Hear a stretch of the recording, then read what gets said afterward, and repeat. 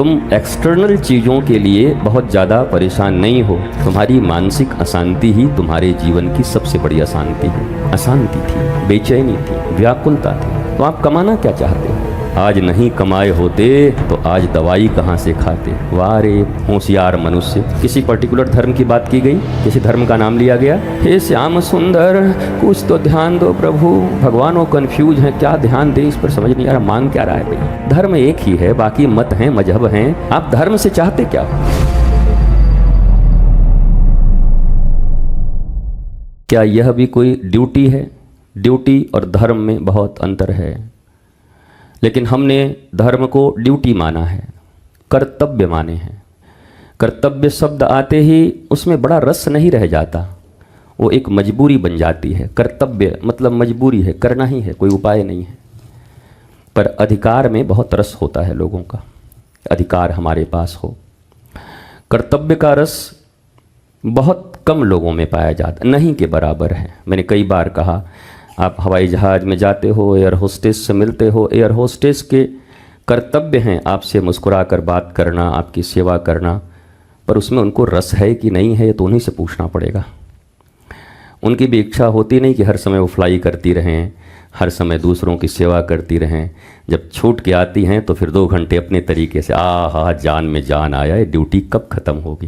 That means उनका रस नहीं है, उनका कर्तव्य है उसमें। और कर्तव्य सब बंधे हुए हैं बस एक ही चीज़ से, अर्निंग से। कमाओ, कुछ मिलेगा, इसलिए हम कर्तव्यों से बंधे हुए हैं। पर कमाने शब्द का अर्थ आज केवल अर्थ से हो गया है। कमाने का अर्थ ही है अर्थ, नथिंग एल्स। अर्थ मीन्स वो हमारे नोट छपे हुए गांधी जी, कुछ स्वर्ण मुद्राएं, इससे ज़्यादा कुछ नहीं रह गई है। इतना ही अर्थ हम जानते हैं कि भाई कमाओ। जैसे कोई कहता है कमाओ शब्द, तो बोला कहाँ कमाएं, कहीं कोई अवसर है? वो कमाओ शब्द होते ही उसके मस्तिष्क में चारों तरफ हरे हरे नोट के बंडल दिखाई पड़ते हैं। अच्छा कमाओ। कमाई शब्द उसके हृदय में कभी भी शांति, स्वस्ति, आह्लाद, प्रेम, ज्ञान, एक ज्ञान से भरा हृदय, जहाँ चाह गई चिंता गई मनुआ भई बेपरवाह, और जिनको कछु नहीं चाहिए वही साहन के साह। यह भावना उनके हृदय में नहीं आती। भावना कितना आता है? कमाई कितना है? अरे कितना क्या, कमाई भी 10 है, कमाई तो एक ही है, आनंद। ये जो 70-80 साल का जीवन मिला है वो आनंदित रहे, प्रसन्न रहे, मुस्कुराते हुए जिए। दिस इज रियल कमाई। पर इस कमाई की कोई बात ही नहीं हो रही है। दवाई सुनते ही मेडिकल हॉल याद आने लगते हैं कि कहाँ से कौन सी दवाई खरीदनी है। वो दवाई उनको ये पता नहीं कि औषधि का ये अर्थ है कि जो तुम्हारे भवरोग लगे हैं, मानस के रोग लगे हैं, तुम एक्सटर्नल चीज़ों के लिए बहुत ज़्यादा परेशान नहीं हो। तुम्हारी मानसिक अशांति ही तुम्हारे जीवन की सबसे बड़ी अशांति है। बाहरी अभाव बहुत ज़्यादा परिवर्तन नहीं लाते, बहुत ज़्यादा आपके जीवन में प्रभावी नहीं है, परंतु आंतरिक अभाव मनुष्य को सदा दुख देते रहता है। आप ऐसा कैसे कह सकते हैं? ऐसा मैं सिकंदर को देख के कह सकता हूँ, और ऐसे उन सम्राटों को देख के कह सकता हूँ जिनके पास सब कुछ था। तुम्हारे पास तो नहीं है, तो तुमको लगता होगा कि ये मिल जाने के बाद सब कुछ हमें मिल गया। जरा उनका जीवन देखो जिनके पास सब कुछ था। रावण इत्यादि, सोने के कमोड, सोने की सड़कें, सोने की नालियाँ, सोने की खटिया, सोने के बिस्तर। यहाँ तो सोने का एक तुम्हारे कान में और नाक में हो तो उसी को बचाने में परेशान हो। गुरुजी इस पर निगाह लग रहा है, चोर लोग देख रहे हैं, कहीं कार्तिक में कोई चुरा न ले। वहाँ कौन चुराए? सोने की नालियों में पानी, मोरियों में पानी बह रहे हैं, गंदगी बह रही है। सब कुछ था पर मानसिक अशांति थी, बेचैनी थी, व्याकुलता थी। तो आप कमाना क्या चाहते हो? आप इस व्याकुलता से, बेचैनी से, अज्ञानता से, नीरस भरे जीवन से ऊपर उठना चाहते हो, रास में जीना चाहते हो, रसऊ वैसह के साथ युक्त होना चाहते हो, श्री कृष्ण के महारास जीवात्मा और परमात्मा के मिलन के यथार्थ को जानकर उसे चरितार्थ करना चाहते हो अपने जीवन में, या फिर यही कमाई दवाई के पीछे पड़े रहोगे? कमाई दवाई, कितना कमाई? बोला 50 साल तक खूब कमाई। बोला पैसा कहाँ गवाई? बोला सब दवाई। 50 साल तक पाँव धुन धुन के, बहुत परिश्रम कर करके सारी किडनियाँ खराब कर ली, लीवर खराब कर लिया, बीपी टीपी सब हो गया। अब 50 साल के बाद पूछते हैं कैसे हैं? आज नहीं कमाए होते तो आज दवाई कहाँ से खाते। वाह रे होशियार मनुष्य, 50 साल तक ठीक से अपने जीवन चलन को, आचरण को रखते तो इतनी बीमारियों से नहीं गिरते, तो इतनी दवाइयों की ज़रूरत नहीं पड़ती। परंतु तब तो एक ही धुन था, भाई यही जवानी है, आज नहीं कमाओगे तो कब कमाओगे, बेटा बुढ़ा जाओगे तब थोड़ी कमा पाओगे, बुढ़ापा में थोड़े कोई कमाता है। हालांकि ये भी धारणा ठीक नहीं है। डोनाल्ड ट्रंप तो अभी इतने बूढ़े हो गए तो उनको कोई कमी है कमाने की? वो अभी भी एक पक्के व्यापारी हैं, राष्ट्रपति भी हो गए हैं, पर व्यापारी भी पक्के हैं। कमाने की भी कोई उम्र है? लोग कहते हैं कि अब कमाने की उम्र तो बस यही 50 तक है, पर मैंने आज तक ऐसे कहने वाले लोगों को 80 साल के उम्र में भी तिकड़म भिड़ाते हुए देखा ही है कि 80 साल के अंतिम समय में तिकड़म कहीं भिड़ जाए और मामला हो जाए तब भी वो तैयार। कहने भर का है कि 50 साल तक, 40 साल तक भाई कमाना है। ये तो कभी 100 साल का जीवन मनुष्य का हुआ करता जब, अब तो नहीं है, 80 साल का, 70 साल का है। तब हमने इसको डिवाइड किए थे कि भाई 25 साल ब्रह्मचर्य से गुजार लेना, 25 साल गृहस्थ में रह लेना, और 50 जब हो जाए तो फिर वन की ओर जाने का कामना करना, अर्थात कौन सा जीवन? वानप्रस्थ जी लेना। 75 के बाद फिर संन्यस्त हो जाना, फिर तो ये अग्नि फग्नि से भी दूर रहना, जो मिले खाओ और मौज में रहो। तो ये 25-25 डिवाइड किए गए थे भारतीय सनातन संस्कृति में। और यह केवल सनातन संस्कृति कोई कंजर्वेटिव वर्ड नहीं है, यह पूरे विश्व के लिए है। क्योंकि सनातन धर्म की जब भी चर्चा होती है तो सनातन भी पीछे नहीं लगता। कई बार मैं रोज इस बात को जरूर कहता हूँ, धर्म की अधर्म का, किसी पर्टिकुलर धर्म की बात की गई, किसी धर्म का नाम लिया गया, धर्म एक ही है, बाकी मत हैं, मजहब हैं, पंथ हैं, वो लाखों। हमारे यहाँ लिखा गया नाना मुनि नाना मत, जितने मुनि हैं उतना मत हो सकता है। आपको ऐसे प्रणाम करना अच्छा लगता है, मैं ऐसे करूँगा तो हमको रोक दोगे क्या? हमारा मन ऐसे है, हम ऐसे हाथ को ऐसे करके करेंगे। तो आपके ये मत अलग हो सकते हैं, तरीके, उपासना पद्धति अलग हो सकती है, पर आपका बेसिक नीड क्या है? आप धर्म से चाहते क्या हो? काहे को दिन रात इस मंदिर में आके बैठे रहते हो? किस लिए? हाय भगवान जरा हमारे ऊपर ध्यान दीजिए, हे महाराज, हे बजरंगबली, हे राधा रानी, हे किशोरी, कुछ तो ध्यान दो, हे मैया, हे प्रभु, हे बांके बिहारी, हे राधा बल्लभ, हे राधा रमन, हे राधा दामोदर, हे श्याम सुंदर, कुछ तो ध्यान दो प्रभु। भगवान वो कन्फ्यूज हैं, क्या ध्यान दें इस पर, समझ नहीं आ रहा, मांग क्या रहा है भाई। जहाँ जाता है वहीं कहता है ध्यान दो, ध्यान दो, ध्यान दो, ध्यान दो। सब हम इसी पर ध्यान दे तो बाकी ध्यान क्या करेंगे हम? इस पर कितना ध्यान दे? What do you want? तुम्हारी चाहत क्या है? चाहते क्या हो? You have to decide. पहले आपको ये निर्णय लेना होगा कि आप चाहते क्या हैं। आपको तो अंतिम जब श्वास जा रही होती है तब भी नहीं पता चलता कि हम जो चाहे वो चाहना था कि नहीं। तब आप क्या कहते हो? ओहो, हम सही समय से नहीं समझ पाए कि हमको क्या मांगना था। अब भगवान अगर 2-4 साल और जीवन दे देते। भगवान कहते हैं 2-4 साल जीवन तो नहीं, 4 आदमी बांस लेके जरूर मंगवाए हैं, कुछ देर में उठोगे तुम, अब तुम्हारा समय आ गया है, अब उठ जाओगे यहाँ से।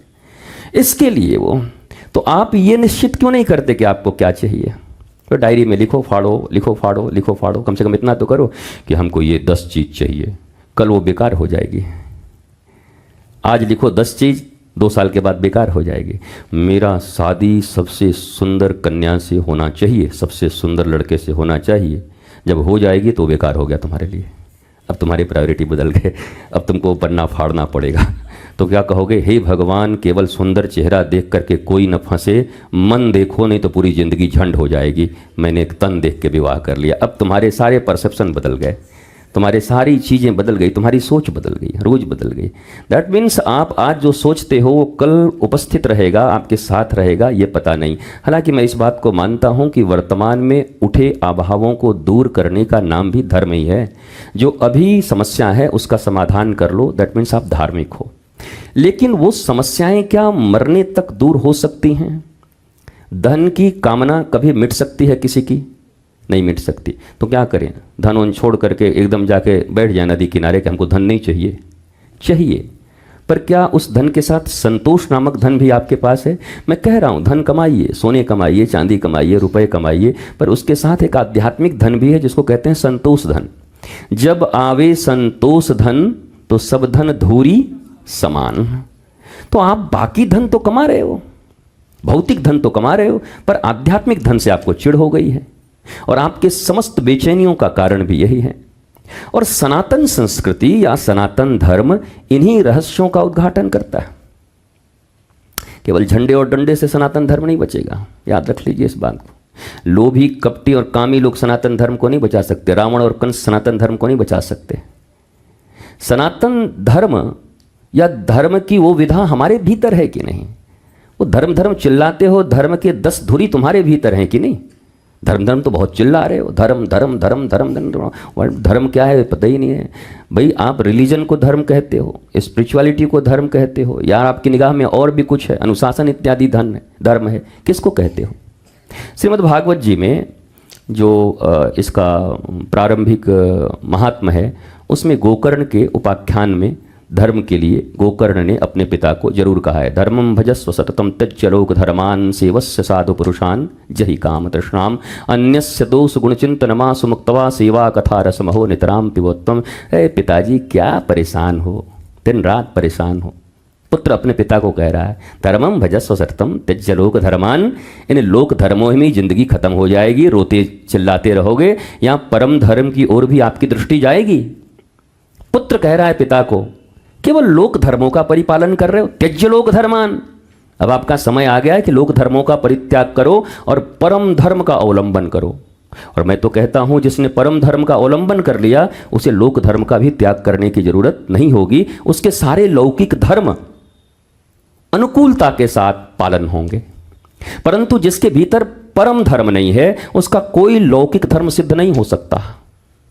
ये एक्सटर्नल जितने भी आपके ड्यूटीज़ हैं, ये जो नीतियां सिखाई जाती हैं, नीति आचरण शिक्षा, मिशन के स्कूलों में, मिशन स्कूल गए ना, मिशन स्कूलों में नीति शिक्षा बड़ी रहती है। वो क्या नीति है?